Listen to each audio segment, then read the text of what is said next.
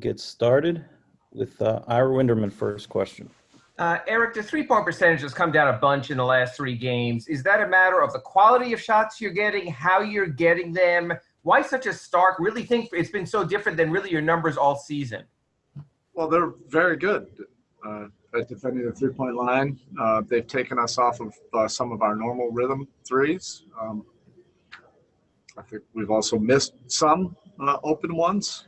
We just have to work more persistently to get the type of shots we want in our wheelhouse, which we're very capable of, even against a very good defense like Boston.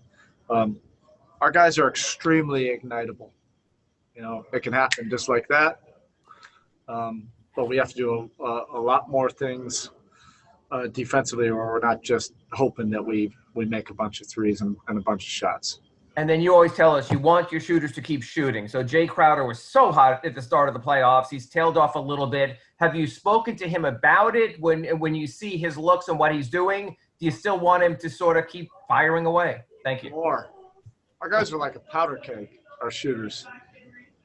I think they can explode at any time. We just have to make sure that we're not building our whole game on whether we're making threes or not. It's more sophisticated than that.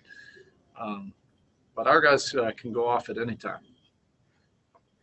Tim Reynolds.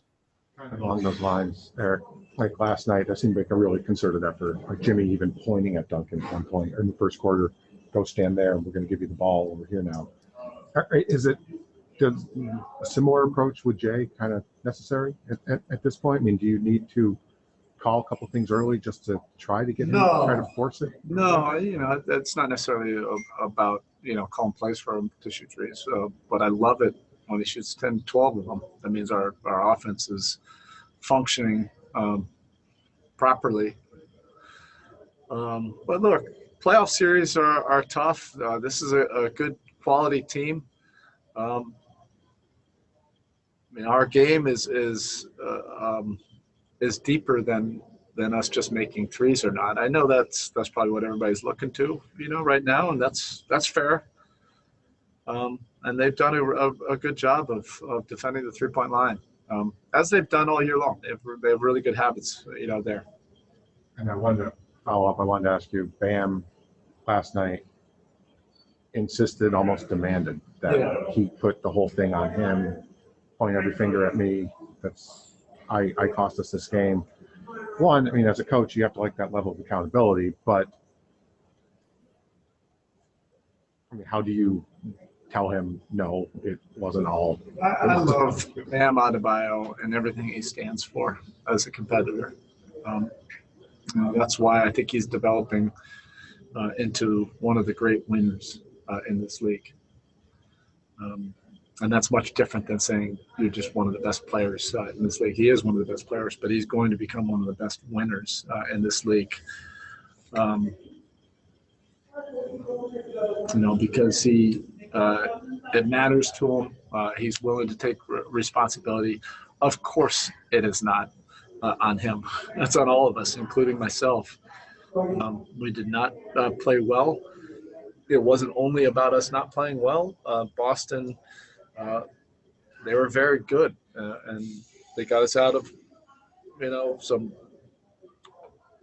of our normal offensive actions and rhythm. And they put a tremendous amount of pressure, obviously, if you're getting almost 60 points in the paint against our defense, regardless of the scheme. They were in attack mode. Anthony Chang. Hey, so we saw on television last night Udonis Haslem delivering a message on the bench late in the game. How much does it help? And you've talked about it before, but how much does it help to have guys like UD and Andre, two guys who have been, I guess the only two guys in the roster have been in the finals in these moments, in these closeout games where it's going to be tough?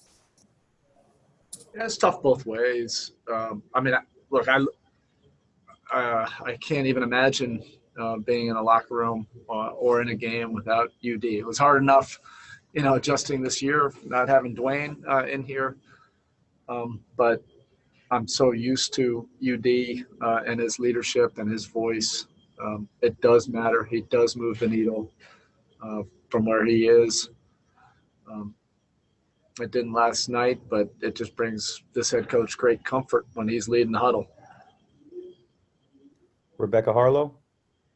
Coach, the 41 points for the Celtics in that third quarter, you mentioned the pain points. They got out in transition, attacked the basket. But when your defense had a chance to set up, where did you see the breakdown when they were hitting shots in that situation? Yeah, they were able to basically get whatever they wanted.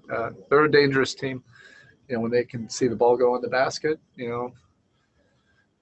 had some easy ones, and those are good for either team. And they played great in that third quarter. We're capable of big quarters too. So it's a matter of doing it more consistently. This is great competition. This is what everybody wants. And we're looking forward to tomorrow night. In your mind, is it harder to close out on a team when it's 3-2 versus 3-1, just in the sense that, with that win last night, it kind of gives them some life, feeling like they're maybe just trying to embrace the competition.